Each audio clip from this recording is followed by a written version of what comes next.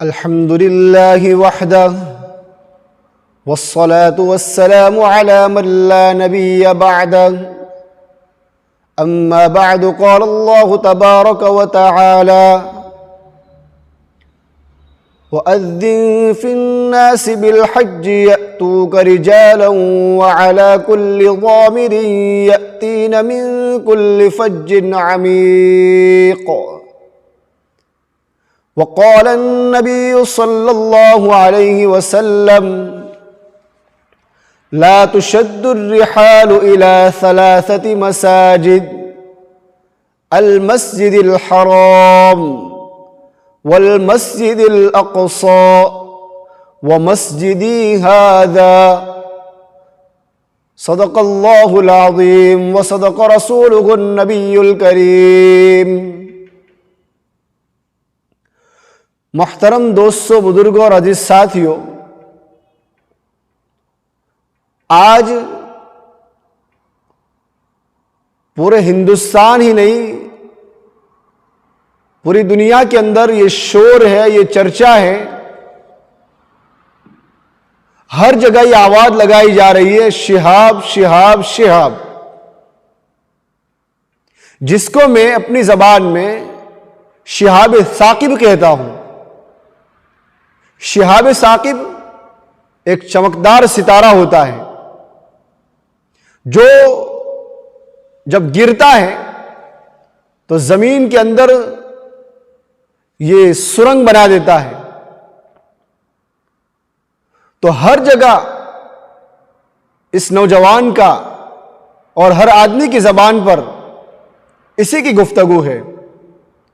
Social media کے اوپر what's app ہو، face بک ہو، Instagram ہو، ہر جگہ پر شہاب شہاب شہاب۔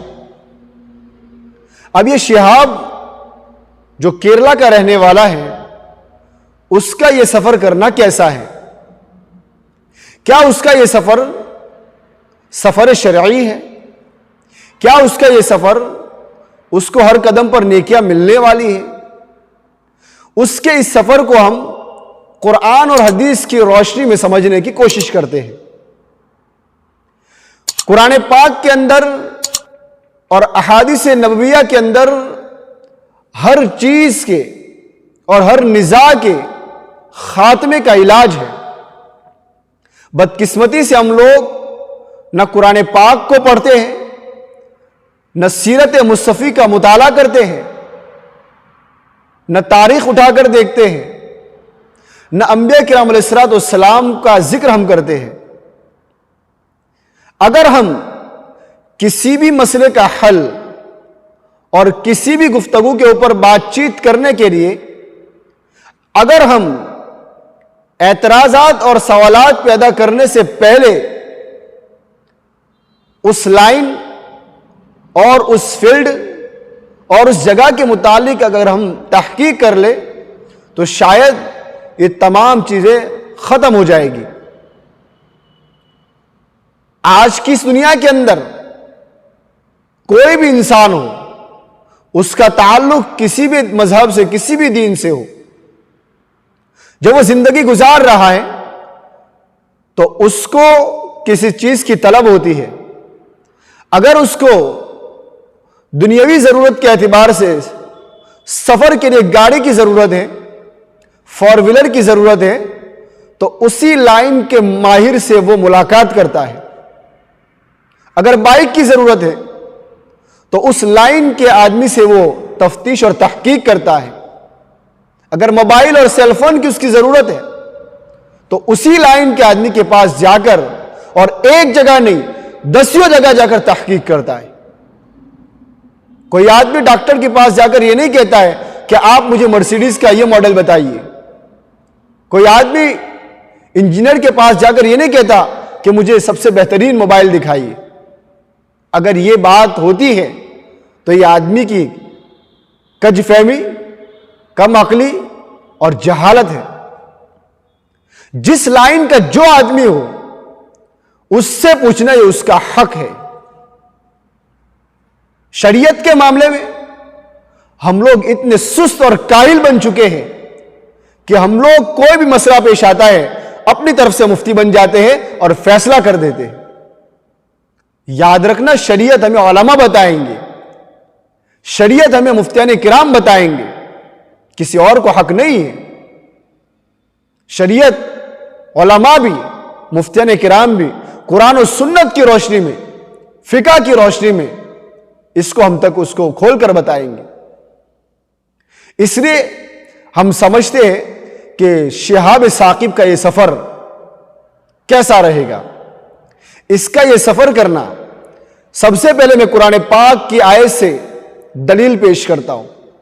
قرآن میں اللہ سورہ حج میں آیت نمبر 27 میں ارشاد فرماتے ہیں کہ وَأَذِّن فِي النَّاسِ بِالْحَجِّ يَأْتُوكَ رِجَالًا، آپ لوگوں کے اندر حج کی فرضیت کا اعلان بآواز بلند کریے. لوگ دور دراز راستوں سے پاؤں چل کر آئیں گے، پیدل چل کر آئیں گے. یہ آیت تو قرآن پاک کے اندر موجود ہے. اسی کے ساتھ ساتھ ایک حدیث بھی موجود ہے جو فضائل اعمال کی جلد نمبر 2 کے اندر حضرت شیخ زکریا رحمۃ اللہ علیہ نے اس کو ذکر کیا ہے. لا تشد الرحال الى 3 مساجد، کہ سفر ثواب کی نیت سے، تقرب اللہ کی نیت سے کرنا 3 مسجدوں کے علاوہ کسی اور کی طرف کرنا جائز نہیں ہے. المسجد الحرام نمبر 1، حرم شریف کا سفر کرنا ثواب کی نیت سے. نمبر 2، المسجد الاقصی، مسجد اقصی کی نیت سے.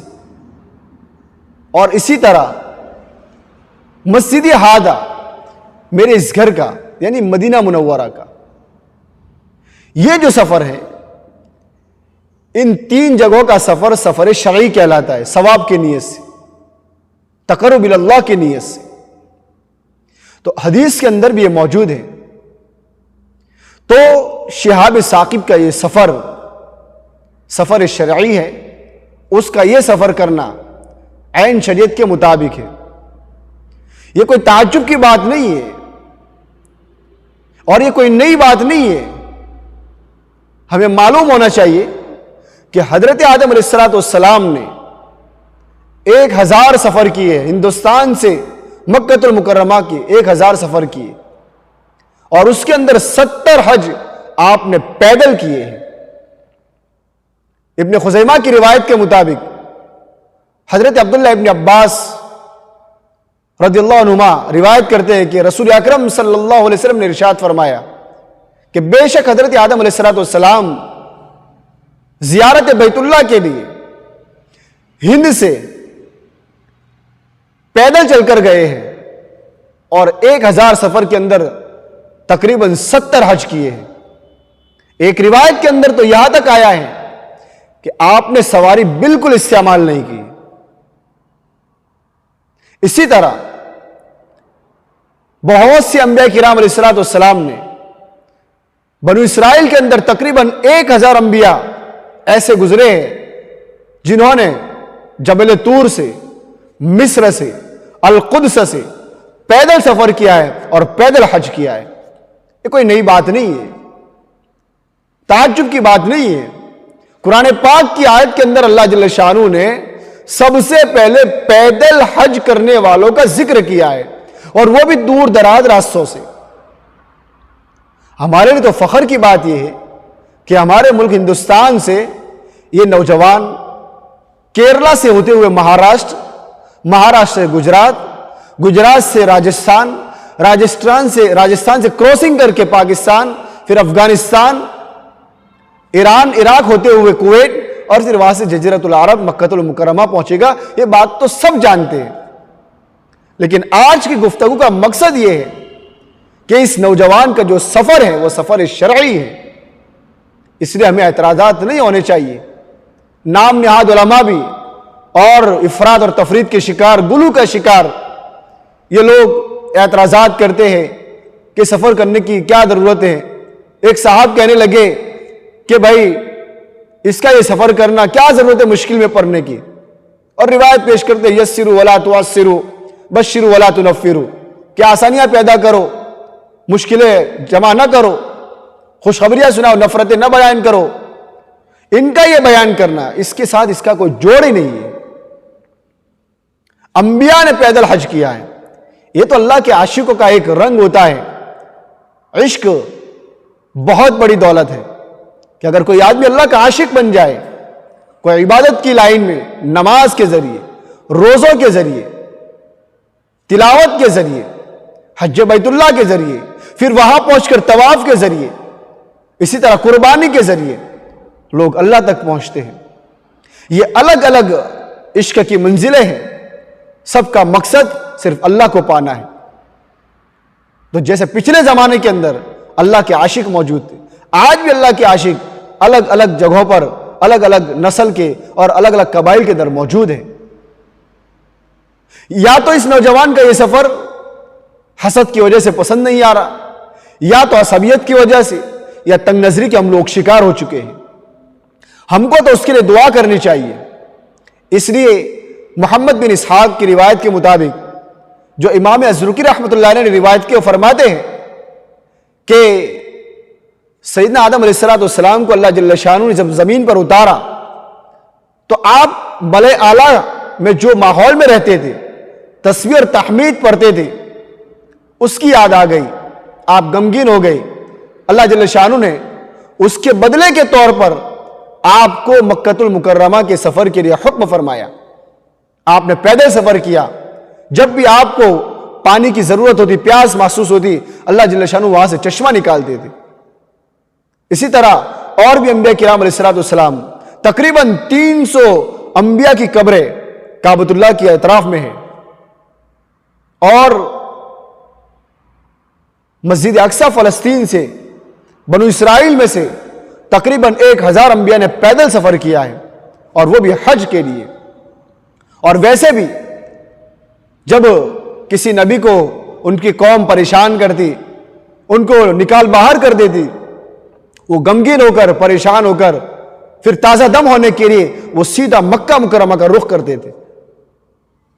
اس لیے ابن خزیمہ کی روایت آپ پڑھیے، امام دیلمی، مجاہد رحمۃ اللہ علیہ نے، ان تمام نے اس کو نقل کیا ہے۔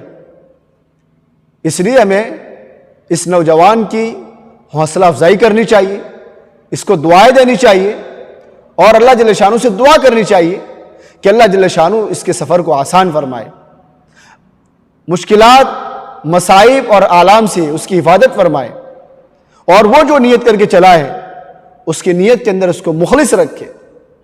اللہ جل شانہ جب بلانے پر آ جاتا ہے تو اللہ جل شانہ کو اس کی عبادت کے لیے کسی خاص جماعت کی، کسی خاص آدمی کی ضرورت نہیں ہے۔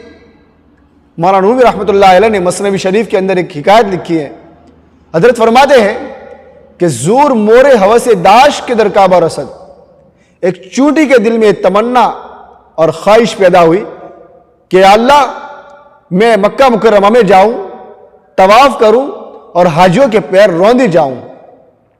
یہ اس کی خواہش اور تمنا تھی۔ اب آگے جانے کے لیے نہ اس کے پاس کوئی سفر سامان تھا، نہ کوئی اور اسباب تھے۔ اللہ جل شانہ نے ایک کبوتر کو اس کے پاس بٹھا دیا اور اس ننھی سی جان کے دل میں بات ڈالی کہ چمٹ جائے اس کے پاؤں سے تیری فلائٹ یہی ہے۔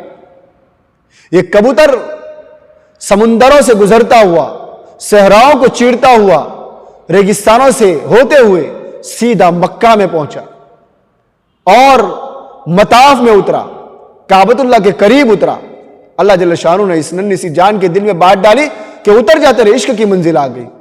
وہ جب بلانے پر آ جائے تو ننھی سی جان کو بلا لے۔